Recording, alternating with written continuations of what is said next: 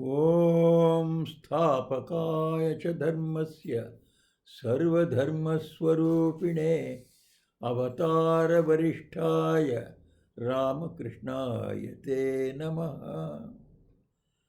O Ramakrishna, the establisher of all religions, the embodiment of all religions, and the greatest of all the incarnations, we salute thee. In the last class, we learnt about the birth of Gadadhar, the future Sri Ram Krishna. That was on a Thursday, 18th February 1836 AD. And all the stars were in a very, very wonderful combination, predicting a great future for the child. The astrologers predicted such a person will be profoundly religious, highly respected, and will be always engaged in various deeds, virtuous deeds. He will live in a temple surrounded by many disciples and will establish a new religious order. He will be renowned all over the world as a great soul and will be worshipped by the people as a part of Narayana. So, birth of Sri Ram Krishna, the Gadadhara, as he was named, was born. Now we continue the story today. His childhood, etc. Chapter 8. In the scriptures, it has been recorded that before and after their children's birth, the parents of Rama, Krishna, and other divine incarnations had various spiritual visions. However, although they well knew that their sons were protected by providence, their affection made them feel very much for their providing their physical needs, etc. So here also, when Sri Ram Krishna was born as Gadadhar, the parents got anxious how to take care of this child. We know already they are in a very poor situation as far as their financial conditions are there. So they were very poor condition. Hence, they were worrying how to provide milk, etc. So that was solved. So many needs of them got solved by themselves. So one of their relatives, Ramchand, about whom we have already heard. So this Ramchand, then he gifted a cow, milch cow, and that would give enough of milk that would provide a good food for the child. Like that, other needs were also taken care of by so many good people. So it was all, they were all wondering how all the help is coming. The providence itself was providing them. So the child grew up to be a 4-year-old one. At 4 months old one, at the 4th month, there is a ceremony called the rice feeding ceremony, Annaprashana. The child is given rice to be eaten. Rice is the main food. Till now it was taking only the milk. So the first time feeding of rice, the main food of this country. So it is started after usually 4 months. So at the end of the 4 months, the parents thought that they can hold this rice feeding ceremony. But again, that was a question of finance. They were not able to call many people. It is a ceremony to be attended by many people, and many people would be anxious to take part in that auspicious function.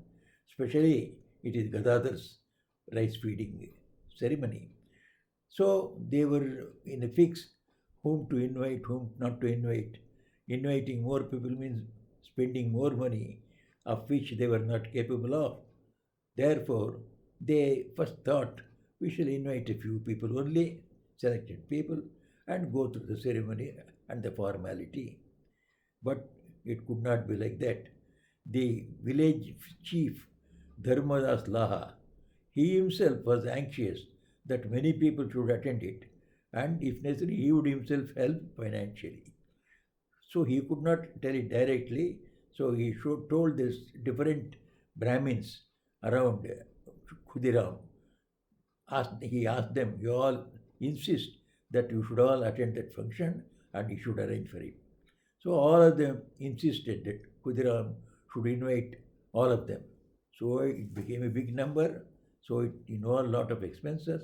What could Khudiram do? Khudiram went to Dharmadas Laha and he expressed his difficulty. Dharmadas Laha said, no, no, don't worry. Sir, I will take care of the expenses. You go ahead. So it was held in a grand way. And so Dharmadas Laha took upon himself almost all the financial part of the expenses. So the function went off very well.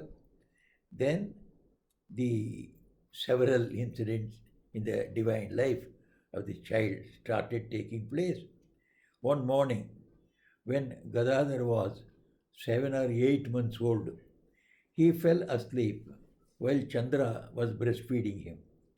Seeing that her son was asleep, Chandra put him to bed, dropping the mosquito curtain to protect him from the mosquitoes. She then left the room for doing other works. Shortly afterwards, she returned to the room for something and found in place of the small child a tall, strange man lying in place of the very place where she had left the child, covering the whole bed. She cried out in panic and hurriedly left the room, calling for her husband. When Kshudiram arrived, he found no stranger. The child was sleeping as before. But Chandramani said, I really saw. There was no question about any illusion about it. And Khudiram did not see. So it remained as a doubt whether it was true or not.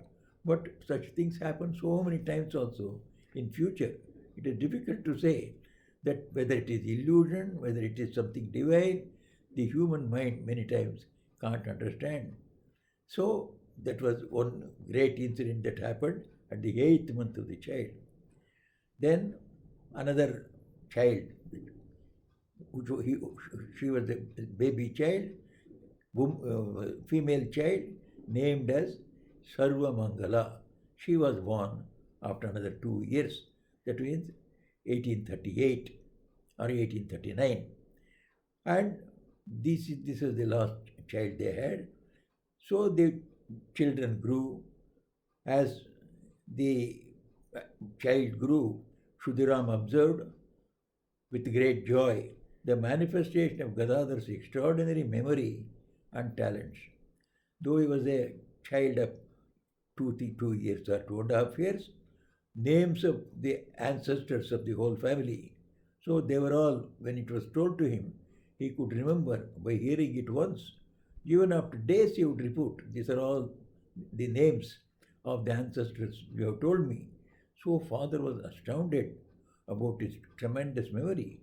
Short hymns and salutation mantras which were taught, so he could memorize by just hearing once. And when he was told the stories of Ramayana, Mahabharata, as was the custom, he could remember all of them.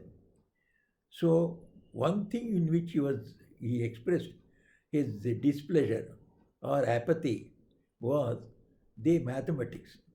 He did not like mathematics. So we started with the arithmetic tables. So when the arithmetic tables were being taught, he would never show any interest at all. Such a prodigious child who could hear once and remember. But this multiplication tables, he could never commit to memory. Later on we find, even in the school also, when he showed interest in many subjects, but when mathematics came, he did not.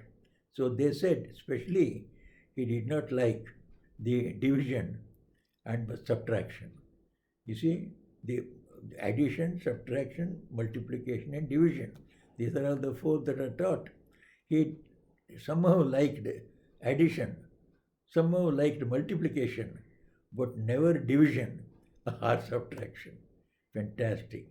His whole life, we see this one manifested. Never divide anything, let alone things complete. Those that are divided, let them be united. That was the motto of his life. Similarly, so add, never subtract. Don't take away anything. Fill up that which is not there. Add. So adding and multiplication was the motto of his life. So as a child, he exhibited this great faculty of adding and multiplying and keeping away the subtraction and the division. So some things happened. Shudiram sent him to school at the age of 5 after performing the ceremony for the commencement of such an education. Then he continues to go to the school. There also we find him so many wonderful things happening in his life. There is a big pond known as Haldar Pond. Haldar Pukur. Pukur means a pond. So there is a big pond. There, all the village people go, and it's a big pond having very good water. They would take water for drinking, cooking, everything, and they would bathe also. There were two separate bathing ghats. Ghat means steps to go in. So there were two separate steps to get in, one for women and one for men. This Gadadhar and his boy friends, so they would all go. Instead of into the men's ghat, they would go into the women's ghat. There started splashing water, swimming and jumping and creating a lot of confusion there. So the ladies did not like it. So one lady became very angry and they said, "Why do you come here? Go to the men's ghat. You come here and then you create a lot of trouble here. We want to pray after taking our bath here. You are disturbing everything." So then Gadadhar was just listening to her angry words. She continued and she concluded, "Can't you go to the men's ghat? Here women wash their clothes after bathing. Don't you know that it is bad for you, boys, to watch when the women change their clothes?" Gadadhar, in a simple way, asked, "Why? Why is it bad that we should not see women changing clothes?" Then she continued to scold him without giving any reason. But Gadadhar could not be dissuaded like that. Other boys, they went away. But he said, "All right, I will find out whether it will bring me bad or anything." From that day, for 3 days, he was not seen at all. What he was doing was, he was hiding behind a tree nearby. And after 3 days, he came out one day. And then that very lady who protested, he met her and then said, "You said that something bad will befall me if I see the women changing their clothes. The day before yesterday, I saw 4 women bathing. Yesterday, 6. And today, 8. But nothing bad has happened to me." So she was astonished. It was almost like she was just looking at the fun of how this little fellow is thinking. The woman went to Chandra Devi, his mother, and laughingly told her what Gadadhar had said. Then Chandra Devi, when she heard, first she also enjoyed the funny part of it, but then she was serious when she called Gadadhar and said, "Look, they are all like me." So they feel humiliated if you go and observe them when they are changing their clothes. You should not do that. Just as I would be offended. When they are offended also, they are like your mothers. And then you should not humiliate like that. So don't do it. That's all. He understood. She gave the reason. Therefore, he accepted it.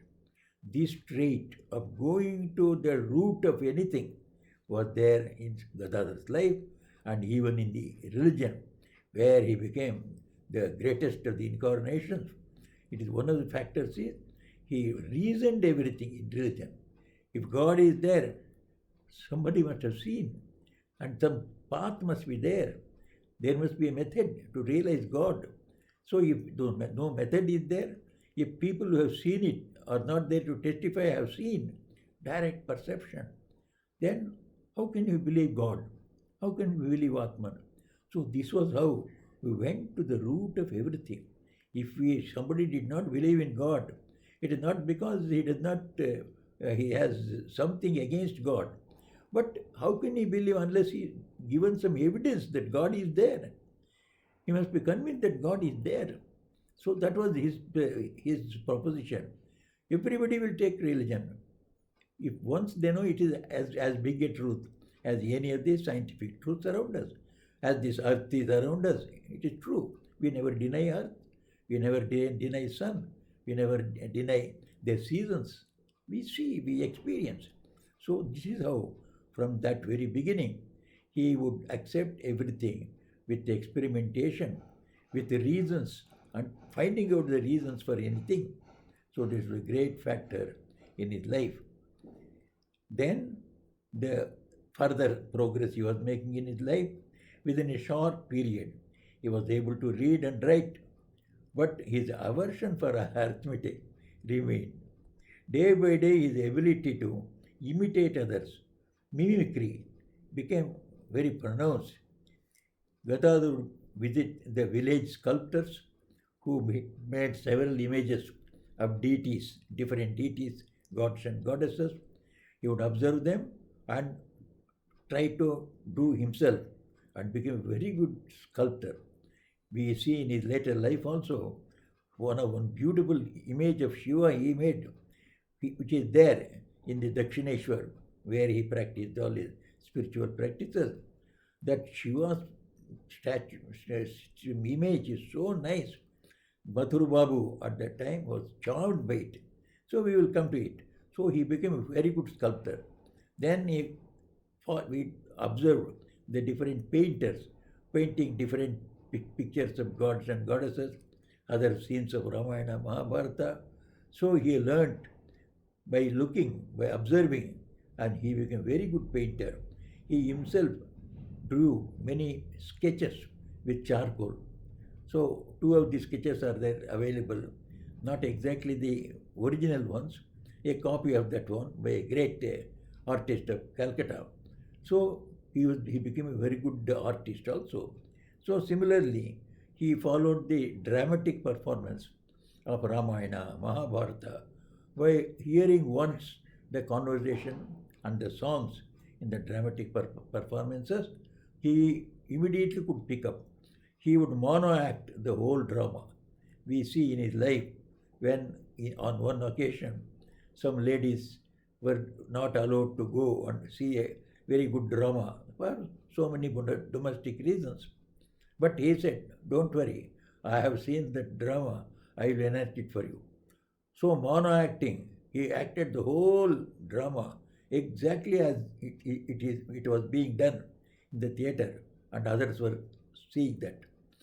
So this boy was very precautious in learning many things apart from the 3 R's that were taught in the school. His natural simplicity and devotion to God and the ideal examples of his parents' day-to-day activities helped him to make rapid progress in life. Other good things in life also, like the morals, the simple morals, speak the truth, etc. So he learned from his parents' life, observing his parents. And he was extremely courageous. That we see tremendous courage of an extraordinary type. Courage, whenever we mention, we think being courageous in front of a ferocious animal like a tiger or lion. This was worse. He was courageous against ghosts and spooks. So Gadadhar's indomitable courage manifested itself day by day. The boy would fearlessly go to places that other people avoided out of fear of ghosts and goblins. His aunt Ramshila, about whom we have already heard, she was sometimes possessed by the goddess Shitala. Shitala is goddess, and she was possessing this Ramshila. During those times, naturally, they behave in a very peculiar way. So their eyes are indicate something very, very strange. Their words are very strange. Their movements are strange. Anybody would be frightened.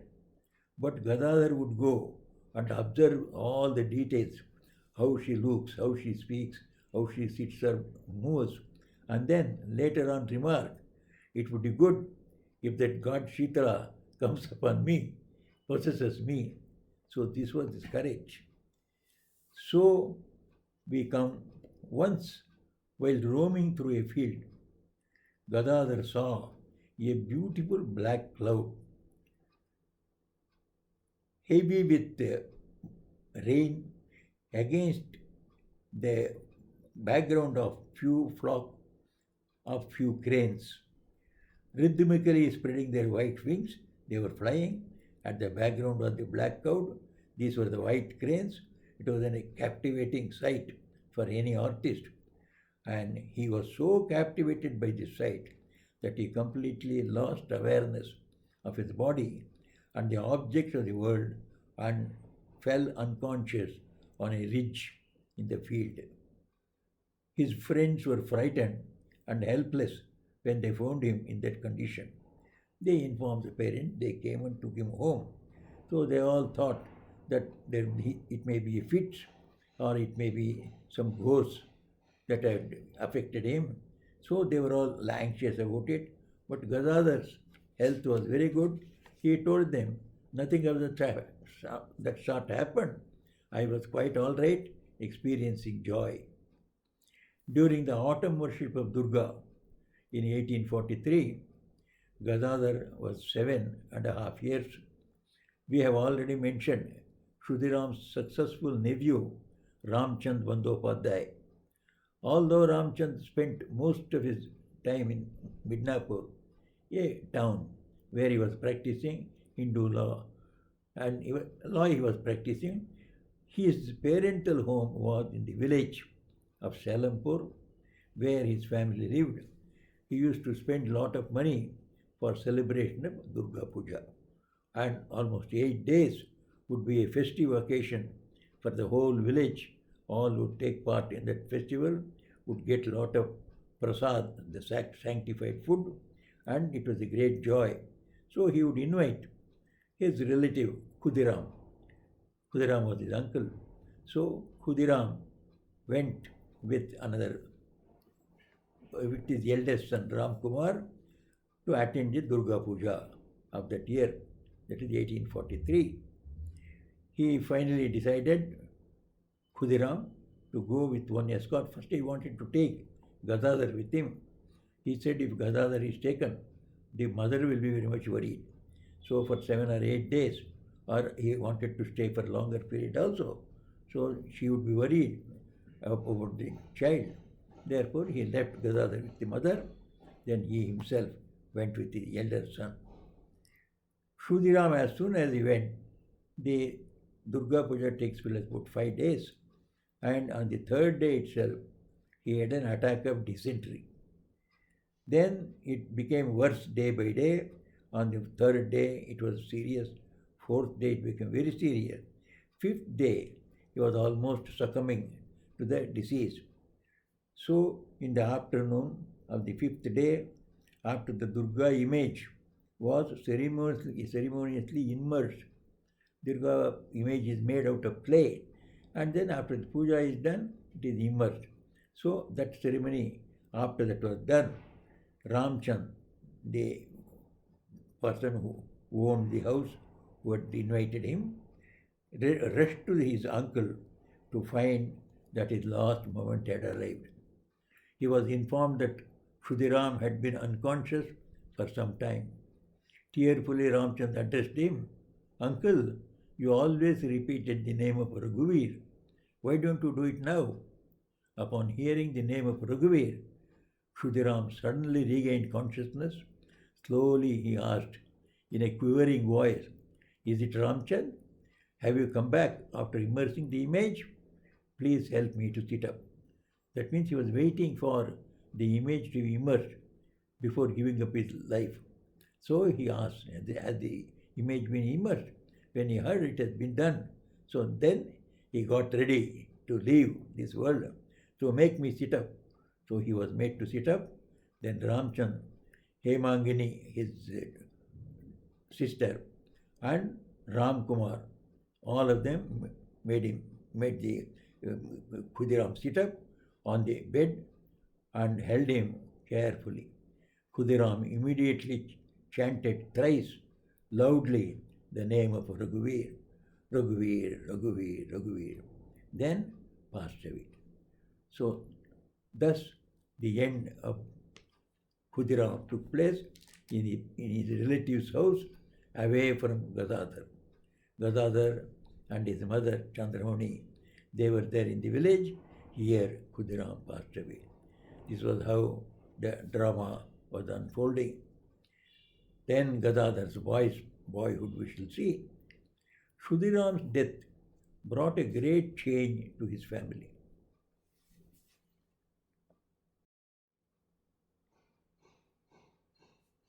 By providence, Chandra had Khudiram for her companion in happiness and misery for 44 years. She now naturally found the world to be empty without him and felt his absence at every moment. The entire financial responsibility of the household now fell on the eldest son, Ram Kumar, who thus did not have leisure to grieve also. So he has to find out the wherewithal for maintaining the family. His thoughts and actions were focused on looking after his bereaved mother and the little brother and sister so that they might not lack in everything. He helped his 18-year-old brother Rameshwar finish his study of Sanskrit and Hindu law and astrology so that he could contribute to the family's support. Ramkumar himself tried to earn more money. His efficient wife, finding that Chandra Devi was unable to cope with all the household work, took on most of the mother-in-law's duties, and she also helped the family. So all this, the father's passing away and mother's distress on account of that, all this had a great effect on the mind of Gadadhar. Wise Gadadhar always found that mother was happy when he was near her, and she would be morose, she would be brooding over her husband's death and all that. So he found that if he is with her, she is free from worries and almost she forgets all her sorrow. So he tried to be with her by helping her in all the small errands, small chores in the inside the house, outside the house, and so tried to keep his mother away from distress, from sorrow. Even in a childhood, as he was just a child of 7.5 years, but he could understand the trouble that was going on in his mother's heart. So he tried to relieve her. So this trait of him, compassion, extreme compassion we find in his whole life. That is the one thing that characterizes this avatara. He is compassion incarnate. Everybody would feel, whomsoever he would find, he would find out what trouble they had. He would think of others always. Perhaps he would never thought about himself even for a second. All he was unselfishness personified, compassion personified. In this world, two people become close to one another when they have suffered the same loss. So Gadadhar also felt like that. He was bereaving his father's death, and mother was also. So he, as I already said, would feel the sorrow of his mother. Along with that one, Gadadhar resumed his studies in the school as before. Listening to the recital of the Puranas and dramatic performance, sculpting clay images, all those things also he went on side by side learning along with the regular 3 hours in the school. At this time, Gadadhar's extraordinary nature took a new turn. The wealthy Laha family had built a rest house for pilgrims, which was usually occupied for many saintly persons and sadhus, sannyasins. So they would come and stay there. That was very near Gadadhar's house also. So he would go and associate himself with those saintly persons and especially the monks. And he knew that the monks they had given up their life for realization of God because they considered the world as temporary, as short-lived, and permanent in eternal truth is God alone. So they had directed their mind to God to pursue their uh, mission of seeing God or realizing God.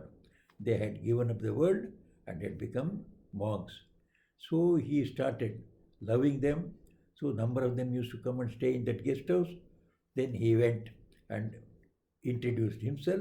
He was a very charming little boy of 7.5 years, 8 years. They also liked him. He would help them in many ways, drinking water for them, or doing small errands for them. Daily he would go, spend hours with them. So they would, in return, teach him some hymns of gods and goddesses, songs of saints and seers, and he would come and then report it to mother. Chandra Devi was also happy that he is going there and associating himself with the saintly people. So it will do him good. But one day later, Gadadhar appeared before his mother with his body besmeared with ashes. Another day he appeared with a mark on his forehead. Once he tore his own cloth into pieces and made a loin cloth of that, then wore it like a monk. Upon returning home, he said, "Look, mother, how monks have dressed me." Chandra became alarmed. She thought that one day the mendicants might persuade her son to follow them. She expressed this concern to Gadadhar and began to weep. So Gadadhar was very much moved. So he tried to pacify her and but failed. Then he made a promise to her, "Mother, I won't visit them anymore. If you are not liking it, I will visit them no more." However, before carrying out his resolution, he went to say goodbye to the monks. When the monks heard that his mother was grieved for no reason, only on apprehension that her son would disappear with the mendicants, they themselves went to mother. And then Chandramani was pacified by them that they are not those type of monks who will just cheat the parents and take away their child. They would never do it. It's a great sin they consider. Therefore, so you don't have to worry on that count. Then Chandramani was pacified. Then she allowed Gadadhar to keep his company with the monks and the other saintly people. So at this time, another occurrence made Chandra extremely anxious about her son. Although everyone thought that this event happened suddenly, actually it was brought on gradually by Gadadhar's increasing spiritual mood and introspection. One day he left home to visit the famous goddess Vishalakshi at the village Anur. So it is about a couple of miles north of Kamarpukur. On the way, while singing and dancing in the name of Mother, along with other pilgrims who were going, he fell down in a bhava samadhi, in an ecstatic mood, seeing the vision of God, of the goddess. So he was seeing her in vision, so he fell down on the road by which they were going to reach that Anur, Vishalakshi goddess. So his mother, when she came to know about this, he recovered afterwards. After a short while, the other people who were accompanying him, they uttered the name of God in his ears, the goddess. Then he immediately came back to consciousness and again singing and dancing as usual. He enjoyed the whole trip. So nothing, as if nothing had happened. But when Chandramani heard, again she was anxious whether it was an epileptic fit or it was any possession by any ghost or any other evil thing that had come to Gadadhar. Thus 2 years passed.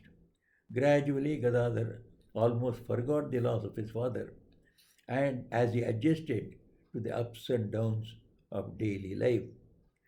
We have already mentioned Dharmadas Lahas, and Dharmadas Laha had one son called Gaya Vishnu. He was of Gadadhar's close friend. They were of the same age and of the same character also. Therefore, they studied, played, and spent time together. They even began to address each other very intimately as Pal. Whenever the village women invited Gadadhar to their homes to feed him with some sweets or anything, he would take Gaya Vishnu also with him. When Gadadhar was about to complete his ninth year, Ram Kumar began to arrange his Upanayana. This sacred thread ceremony, it is a sacred great ceremony in the life of a Brahmin boy.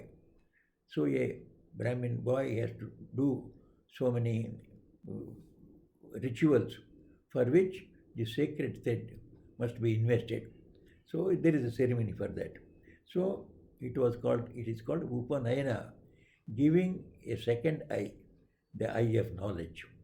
The eyes we have now, this is only worldly eye. It can see only very gross things. Eye of knowledge, when it is open, you will see subtler things. You develop your mind, you develop the power of thinking and inference. You see one thing, infer something else. See the cloud and infer rains are going to come. All this thinking capacity increases. So this is done through education. So that starting of education comes after this investing ceremony of the Yajnopavita, the sacred thread. So Ram Kumar, his elder brother, he thought, now let us in the ninth year celebrate this Upanayana ceremony for this Gadadhar. Then Dhani was one of the servant maids, a very good lady associated with their family. So long before this proposal of doing his Upanayana ceremony, had requested Gadadhar on some occasion to accept his first alms from her and to address her as mother during his sacred thread ceremony. There is a stage during the ceremony. Then the boy, after taking the sacred thread, and he goes and begs for alms. So this Dhani, who was not a Brahmin, she had implored him earlier, when you go for alms, you please take the first alms from me. And he has to call her as mother. Mother, give me alms. Then the mother will give the alms. Whomsoever he addresses, mother, she will come and give the alms. So Dhani had taken a word from him that he will take the first alms from her, calling her as mother. So Gadadhar had, in his simple nature, had agreed. During his sacred ceremony, so overwhelmed by her genuine affection, Gadadhar promised to fulfill her wish. Counting on his word, the poor woman saved a little money according to her means and eagerly awaited the auspicious event. Just before the ceremony, Gadadhar mentioned his promise to the eldest brother. Ram Kumar objected because this went against their family tradition. A Brahmin does not accept first alms from a non-Brahmin. So this was the tradition. So how could you take the first alms from Dhani? Remembering this promise, Gadadhar was adamant on this matter. He told his brother that if he did not keep his word, he would be guilty of breaking his promise.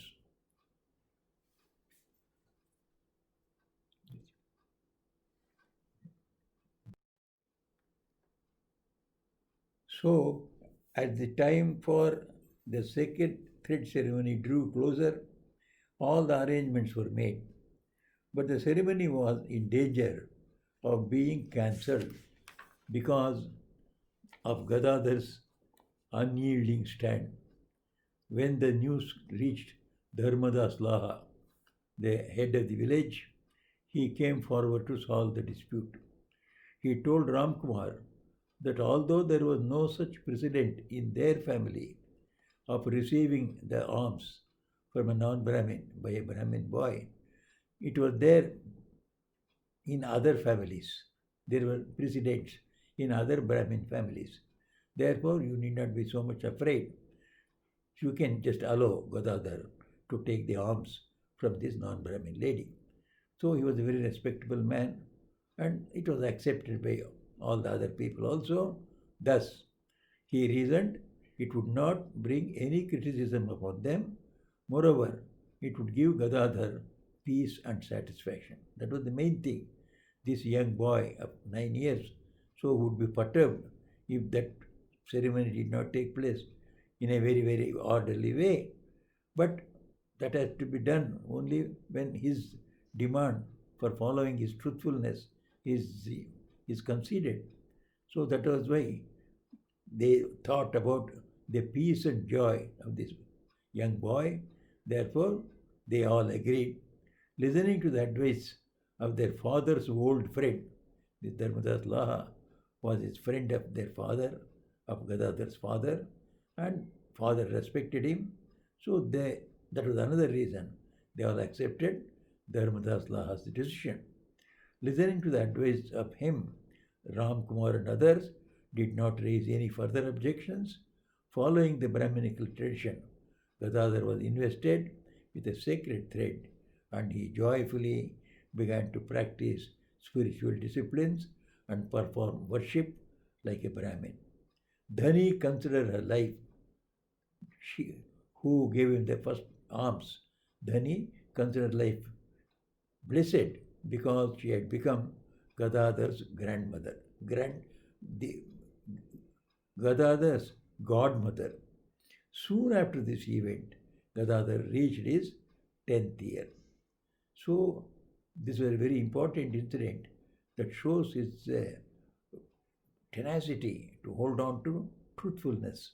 A boy of 10 years refusing a public ceremony which was connected with his life, he would not go through it unless he could keep up his promises. If he did not cling to the promises, he would be untruthful person, and untruthfulness is the last thing of any good person, leave alone a Brahmin boy. So that was his argument. So anyway, this Dhani was very glad. We should also remember it was this Dhani who helped Chandramani to bring Gadadhar during the delivery into this world. At that time, itself, she has narrated it elsewhere that she thought, oh, if I had a son like this, instead of Gadadhar taking birth in Chandramani's womb, suppose he was born as my child, how nice it would have been. It seems she thought perhaps a part of it was fulfilled when Gadadhar called her mother. Through that, she became Gadadhar's godmother. So, sometime after the sacred thread ceremony, an incident occurred that revealed Gadadhar's extraordinary divine talent and struck the villagers with wonder. So, what is this incident? So, we shall take it up in our next class. So, Gadadhar was like this, growing up with so many incidents in his life, full of significance in his character, in his behavior with others, his compassionate feeling to everyone, and his rationality and his courage. So many things were slowly blossoming in his life. So we shall see that one in our next class. निरञ्जनं नित्यमनन्तरूपं भक्तानुकम्पाधृतविग्रहं वै ईशावतारं परमेशमीड्यं तं रामकृष्णं शिरसा नमामः. O Ramakrishna of taintless, changeless, and infinite form, who has incarnated only to bless the devotees, and who is the adorable Supreme God Himself, we salute you with our heads down.